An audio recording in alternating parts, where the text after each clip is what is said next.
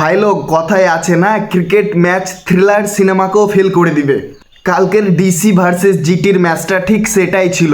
এটা ম্যাচ ছিল না, এটা ছিল একটা থ্রিলার সিনেমা। প্রথম থেকে লাস্ট অব্দি কেউ ধরতে পারবে না যে কে জিতবে। একবার মনে হচ্ছে ডিসি জিতবে, আর একবার মনে হচ্ছে জিটি জিতবে। দিল্লি যখন রান চেস করতে নামলো, কেএল রাহুল পিটতে লাগলো, এবং যখন কেএল রাহুল পিটছিল সবাই ভাবছিল এই ম্যাচটা তো আরামসে দিল্লি জিতে যাবে। এরপর কি হলো, কেএল রাহুল এবং স্টাবস যখন আউট হয়ে গেল, তখন ভাই সবাই ভাবতে লাগলো এবার তো ভাই ডিসি ম্যাচটা জিততে পারবে না, এবার হয়তো জিটি ম্যাচ জিতে নেবে, এই ম্যাচে জিটি এগিয়ে আছে। এরপর কি হলো, ডেভিড মিলার যখন মোহাম্মদ সিরাজকে 1 ওভারে 23 রান পিটে দিল, এরপর সবাই ভাবলো এবার তো ভাই দিল্লি আরামসে ম্যাচটা জিতে নেবে। তারপরে ভিপরাজ নিগম আউট হয়ে গেল, এবার মনে হলো যে আর ডিসি জিততে পারবে না, এবার হয়তো গুজরাট ম্যাচটা জিতে নেবে। তারপরে লাস্ট ওভারে ভাই ডেভিড মিলার কি করলো, ওই 4 নম্বর বলে 6 মেরে দিল। এরপরে ওই 6টা মারার পর সবাই ভাবলো এখান থেকে ভাই ডিসি ম্যাচটা হারতে পারে না, ডিসি দিল্লি আরামসে ম্যাচটা জিতে নেবে, কারণ 2 বলে 2 রান দরকার ছিল।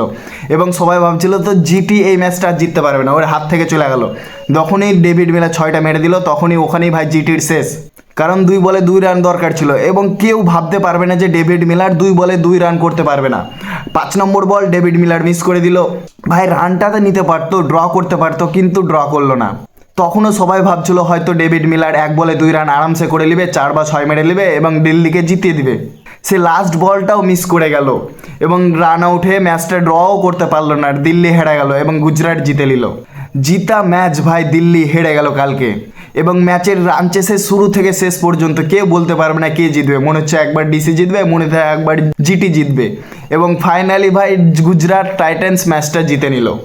এই জন্য বলে ভাই সিনেমার ফ্যান না হয়ে ক্রিকেটের ফ্যান হও, কারণ ক্রিকেটে তুমি সব রকমের জনরে দেখতে পাবে। কালকে ছিল থ্রিলার সিনেমার জনরে।